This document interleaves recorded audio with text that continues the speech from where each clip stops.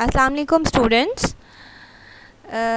हम लोग chapter number 3 को क्योंकि वाइंड अप कर चुके हैं, इस लेक्चर में मैं आज आप लोगों को नेक्स्ट चैप्टर 4 तो नहीं स्टार्ट करा रही, लेकिन मैं चाह रही थी कि कुछ हम कंप्यूटर साइंस के जो पास्ट पेपर्स हैं हम उनको डिस्कस कर लें और उसमें जो इन चैप्टर से रिलेटेड क्वेश्चंस आए हुए हैं मैं आपको थोड़ा सा उनका आइडिया दे दूँ।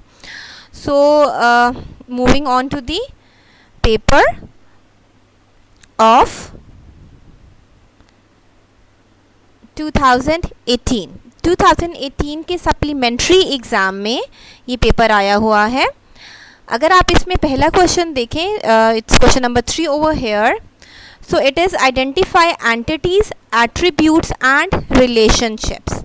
मीन्स आपने इसमें जो सिनारियो गिवन है उसमें आपने एंटिटीज़ को, एट्रीब्यूट्स को और रिलेशनशिप्स को आइडेंटिफाई करना है और फिर draw an ER diagram, entity relationship diagram for the following hospital. आपके एग्जाम्पशंस वगैरह सारी उन्होंने सिनारियो में दी हुई हैं, आपने इसको देख के जो है वो ER डायग्राम बनानी है। अगर वो ये एक्स्ट्रा चीज़ें ना भी लिखते कि आइडेंटिफाई करें एंटिटीज़, एट्रीब्यूट्स, रिलेशनशिप्स और सिंपली ये भी लिख देते क्वेश्चन में कि ER डायग्राम आप ड्रॉ करें, तो ऑब्वियसली ER डायग्राम में आपको एंटिटीज़, एट्रीब्यूट्स, रिलेशनशिप सारे आइडेंटिफाई होने चाहिए।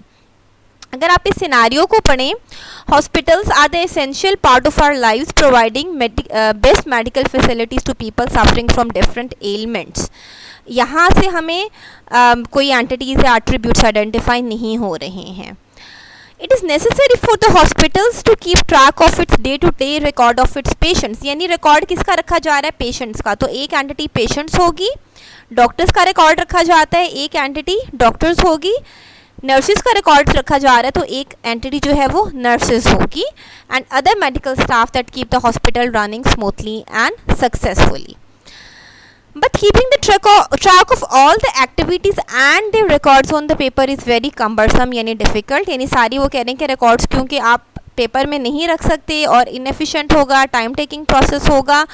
इसीलिए क्या है, a hospital consist of different departments each supervised by a head. यानी कि आपने एक एंटिटी डिपार्टमेंट की होगी, यहाँ से हमें ये आइडेंटिफाई हो रहा है, और वो उस डिपार्टमेंट को सुपरवाइज कौन कर रहा है? हेड कर रहा है। ठीक है, डायग्राम में आपने एक डिपार्टमेंट बनाना है,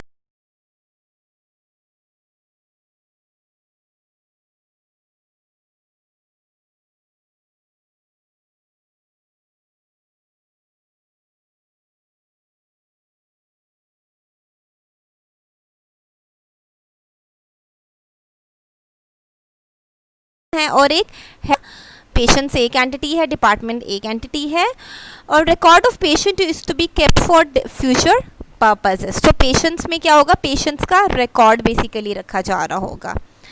Hospital has its own laboratory and medical pharmacy for quick response in some critical situations. Although laboratory और medical pharmacy की entity बन सकती है, लेकिन यहाँ पे क्योंकि उन्होंने उसकी कोई डिटेल्स इतनी नहीं दी हुई, तो you don't need to make it in your ER diagram. आपके इस सिनारियो में इन्होंने बहुत और डिटेल चीज़ें नहीं है, इन्होंने डिटेल्ड सिनारियो में यानी डिटेल्ड डिस्क्रिप्शंस नहीं दी हुई होती, तो आप मिनिमम और मैक्सिमम कार्डिनलिटी को एज्यूम भी कर सकते हैं। ठीक है, कि जैसे हमने लिखा है कि department is offering its services to various patient, या पेशेंट का रिकॉर्ड रखा जा रहा है, तो क्या एक डिपार्टमेंट एक ही पेशेंट को तो सर्विस नहीं देगा, ज़्यादा को देगा। तो यहाँ से आप एज्यूम कर लें कि पेशेंट्स की तरफ क्रोफुट यानी मैनी का निशान लगेगा। इसी तरह एक पेशेंट ज़्यादा डिपार्टमेंट से भी सर्विसेज ले सकता है, डिपार्टमेंट की तरफ भी आपका क्रोफुट मैनी टू मैनी, डिपार्टमेंट और पेशेंट में मैनी टू मैनी। यानी जो चीज़ अगर उन्होंने मेंशन नहीं की हुई तो आपने उसको एज्यूम करना है कि नॉर्मली हॉस्पिटल्स में क्या हो रहा होता है। ठीक है, कि अगर एक डिपार्टमेंट है, एक डिपार्टमेंट में कभी भी एक पेशेंट तो नहीं होगा, हालांकि उन्होंने इस लाइन में कहीं पे भी इस चीज़ को क्लियर नहीं किया। So you have to assume the minimum and maximum cardinality, अपने नॉलेज के अकॉर्डिंगली आपने उसको एज्यूम करके ड्रॉ करना होगा एंटिटीज़ के दरमियान। कुछ और पिन पॉइंट्स क्या है about hospital? A hospital provides medical services to the patients. Patients are categorized into inpatient and outpatient. यानी पेशेंट्स की भी दो कैटेगरीज हैं, तो एक एट्रीब्यूट पेशेंट का कैटेगरी हो सकती है जो कि इन कैटेगरी और आउट कैटेगरी है। ठीक है, सिमिलरली एक एट्रीब्यूट पेशेंट का क्या है? यूनिक आईडी है, उसकी आईडी उसका आइडेंटिफायर हो जाएगा, अंडरलाइन हो जाएगा। और patient records keep tracks of the diagnosis and information about the patient, यानी उसके एट्रीब्यूट्स पेशेंट के में और क्या आ जाएंगे, डायग्नोसिस एंड पेशेंट की कोई भी इंफॉर्मेशन, आप पेशेंट का नेम ले लें या पेशेंट का एड्रेस ले लें, ठीक है. So these are the main points. At the time of discharge patient report is prepared. इसका ताल्लुक कुछ भी ER डायग्राम से नहीं है as such, so don't be confused with that. इस वाली लास्ट लाइन से आप एज सच कुछ ER डायग्राम में चीज़ रिप्रेजेंट नहीं करेंगे. सो क्वेश्चन में इन्होंने कहा था, अगर ऊपर आप देखें आइडेंटिफाई एट्रीब्यूट्स, और इसमें सेकेंड लाइन पे लिखा हुआ है use the following requirements and take your own assumptions. जहाँ जहाँ उन्होंने इन्फॉर्मेशन नहीं दी हुई, आपने खुद से एज्यूम करनी है चीज़ें, ठीक है. सो आई होप आप लोगों को ये सिनारियो जो है वो क्लियर हो जाएगा, और आपको असाइनमेंट जो है वो आपकी नेक्स्ट आपकी इसी सिनारियो से होगी. आपने इस सिनारियो की ER डायग्राम बना के मुझे व्हाट्सएप करनी होगी.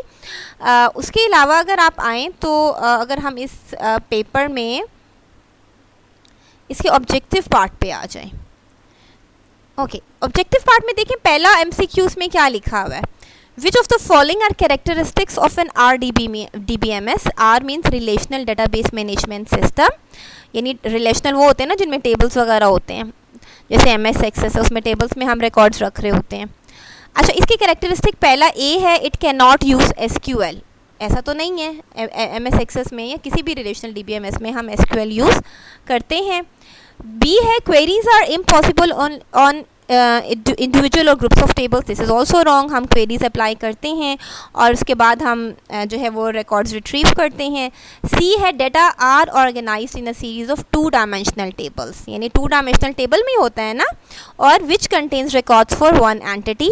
सो उसमें हम रिकॉर्ड्स उसी एंटिटी के रखते हैं. So C option is correct.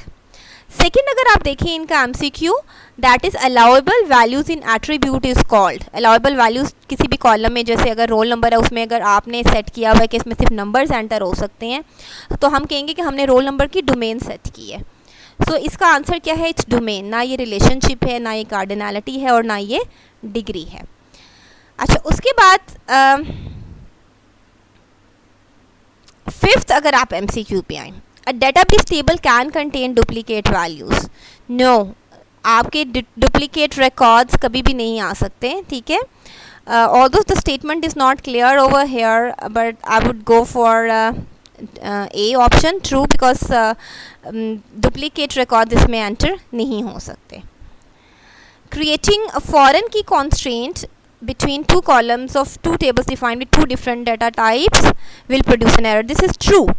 Means अगर आप प्राइमरी की और फॉरेन की बना रहे हैं, एक टेबल में प्राइमरी की रोल नंबर है और दूसरे में भी उसकी फॉरेन की रोल नंबर ही होगी ना, तो अगर रोल नंबर आपने नंबर सेट किया हुआ है कि उसमें नंबर्स एंटर हो सकते हैं, तो दूसरे टेबल में भी रोल नंबर ही सेट होगा, अदरवाइज एरर आएगा. So this is true. तो इन्होंने कहा है कि वो प्रोड्यूस करेगा एरर अदरवाइज, तो इट इज़ ट्रू.